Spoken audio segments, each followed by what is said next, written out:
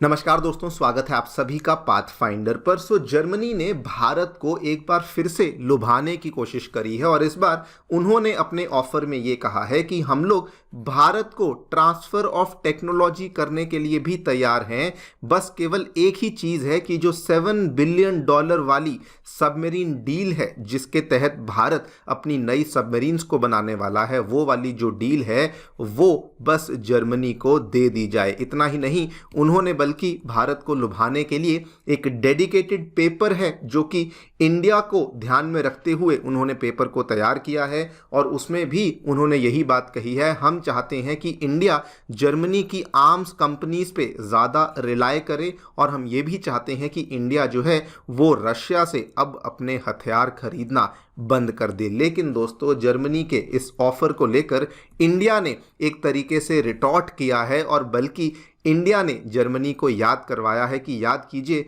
आज से कुछ साल पहले जब हम लोग आपके ऊपर डिपेंडेंट थे जोरावर टैंक के लिए इंजन्स को लेकर, तो उस टाइम पर आपने एक्सपोर्ट पे रिस्ट्रिक्शंस लगाई थी, लाइसेंस देने से मना किया था और जो डील पहले हो चुकी थी उसमें आपने यू टर्न लिया था, कहते हुए कि हम लोग आपको ये वाले इंजन्स सप्लाई नहीं करने वाले हैं। आप लोग यहाँ पे देख सकते हैं, ये खबर आज से कुछ ही दिन पहले सामने आई। After snubbing India on Zorawar tanks, Germany is now keen on robust defence ties with India. बात करेंगे दोस्तों इन दोनों ही चीज़ों के बारे में। पहले तो जर्मनी का ऑफर समझेंगे कि एग्जैक्टली वो लोग हमें क्या ऑफर कर रहे हैं, क्यों आखिरकार वो इंडिया के साथ अपनी डिफेंस रिलेशनशिप को बेहतर करना चाहते हैं। जोरावर टैंक वाली कहानी को भी हम लोग चर्चा में लाएंगे एंड ऑल्सो डिस्कस करेंगे should India take Germany's offer और नॉट। आइए शुरू करते हैं मेरे साथ। मेरा नाम है अनिरुद्ध। यदि आप लोग हमें फॉलो करना चाहते हैं, हमारे लेक्चर्स के अपडेट्स को प्राप्त करना चाहते हैं, तो यहाँ पर दिए गए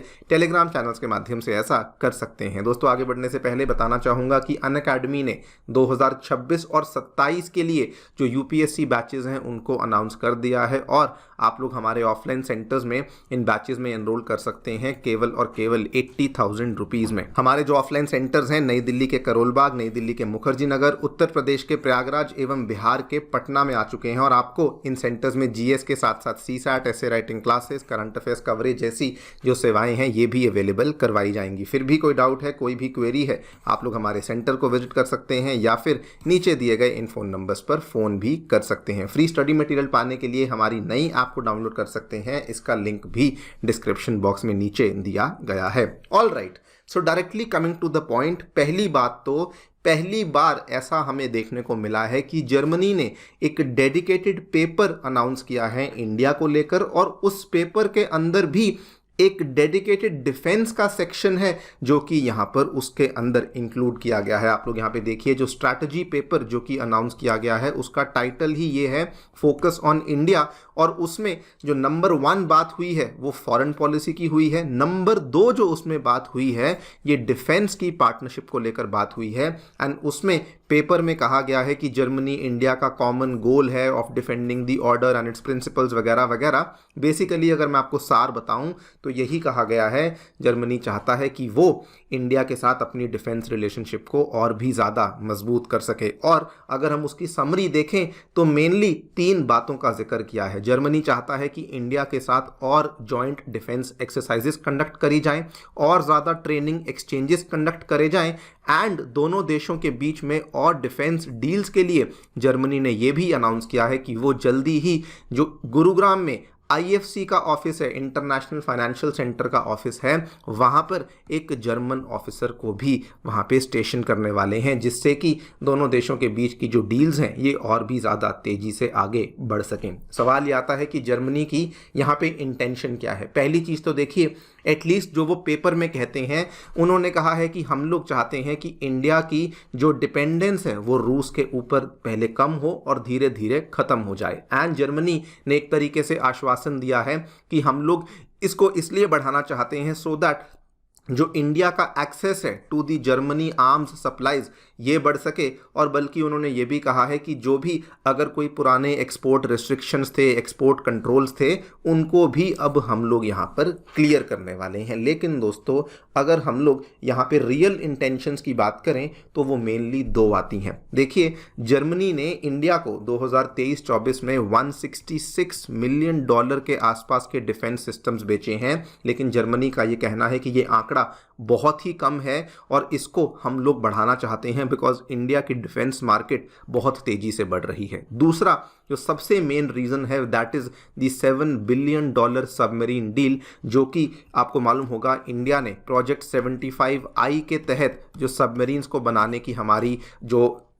कोशिश चल रही है उसमें काफ़ी लंबे टाइम से अभी तक इंडिया ने फैसला नहीं लिया है, एंड उसमें जर्मनी एक लीडिंग कंटेंडर है। दूसरी कंपनी यहाँ पे स्पेन की कंपनी है, लेकिन जर्मनी को बड़ी उम्मीद है कि उनकी जो कंपनी थाइजनक्रॉप है बस उसको ये वाला टेंडर मिल जाए, और बल्कि उसके लिए तो जर्मनी ऑलरेडी जो भारत की माजगांव डॉक्स लिमिटेड है उसके साथ एक MOU भी साइन कर चुकी है, उसके साथ टाई अप भी कर चुकी है कि जैसे ही हमें ये मिलेगा हम लोग MDL के साथ मिलकर के इन पनडुब्बियों को भारत में ही बनाना शुरू कर देंगे। सो जर्मनी की जो मेन इंटेंशंस है वो मेनली इकोनॉमिक इंटेंशंस हैं, जिसलिए वो इंडिया को यहाँ पे टेम्प्ट कर रहा है। लेकिन इंडिया की तरफ से अब जर्मनी को कुछ पुरानी चीज़ें याद करवाई गई। इंडिया ने कहा याद कीजिए जोरावर टैंक वाली कहानी। आपको बता दूं जोरावर टैंक दोस्तों इंडिया का इंडिजिनसली मेड लाइट टैंक है, जो रिसेंटली सुर्खियों में भी था बिकॉज इसकी जो ट्रायल्स हैं वो शुरू हो चुकी हैं। एंड इसको लेकर जब सबसे पहले इसको बनाने की बात आई थी तो असल में इसमें जर्मनी का एक MTU इंजन है जो कि इसमें लगने वाला था, लेकिन ऐन मौके पर आके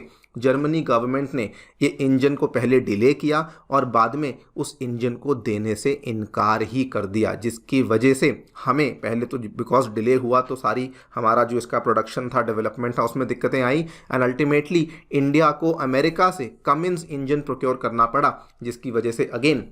जो हमारा एक्चुअल प्लान था वो हम लोग यहाँ पर उसको कंप्लीटली पूरा नहीं कर पाए। तो एक तो ये बहुत बड़ा फैक्टर है, और दूसरा बहुत बड़ा फैक्टर जो इंडिया ने कहा है कि चलिए मान लेते हैं आप लोग जो सबमरीन्स हैं उसको इंडिया में आके बनाएंगे, बहुत सारा डिफेंस सेक्टर में आके निवेश करेंगे, ट्रांसफर ऑफ टेक्नोलॉजी करेंगे, लेकिन इंडिया ने कहा कि बहुत सारी ना ऑक्सिलरी इंडस्ट्रीज होती हैं जो कि जब भी आप कोई बड़ा प्रोजेक्ट लेकर आते हैं तो साथ में और भी इंडस्ट्रीज आपको सेटअप करनी पड़ती हैं।